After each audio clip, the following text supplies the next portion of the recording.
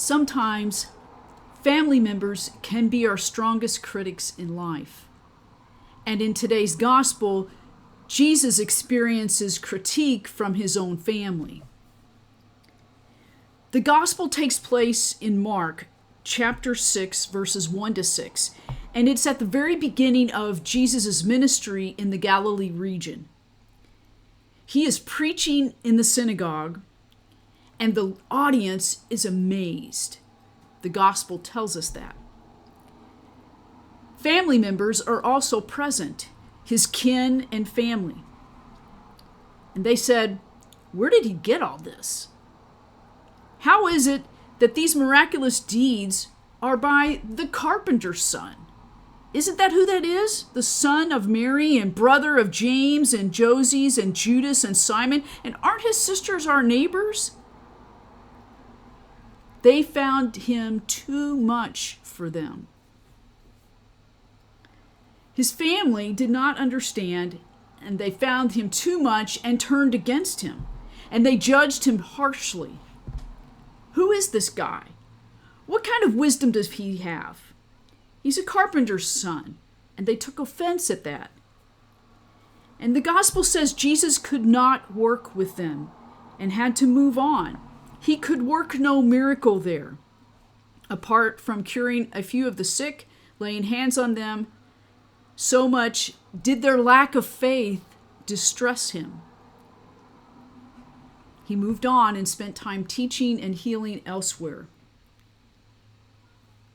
The lack of faith from his own family distressed Jesus. That's what the gospel says. Yeah, sometimes family can be our strongest critic. It's also that family can be the place where we are so loved and so judged. And the gospel reminds us that when that judgment is so harsh, Jesus was unable to be who he was called to be, one who preached the good news about love and about healing. This week, let us just take a moment and reflect on how we interact among our family. Is our love so strong?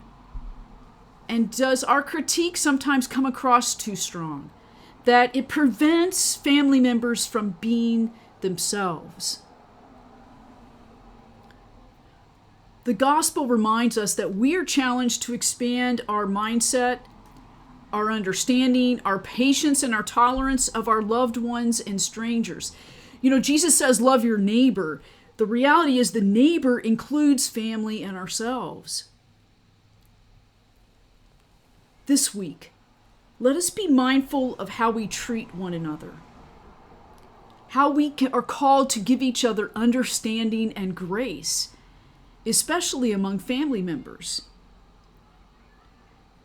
As family, we think we know each other really well in family. And the reality is there's pieces of each other that we don't know. We don't know fully how God works in each one of us. We are not the expert of our sisters and brothers or our neighbors. We are only the experts of ourselves. How do we give each other grace and understanding? To allow God to work in others that we may not fully understand. Who are they? Who are my relatives and kin? Let us give each other the space to allow God to work through us and within us, in our neighbors and in our family. And trust that the wisdom of God will do great things within us.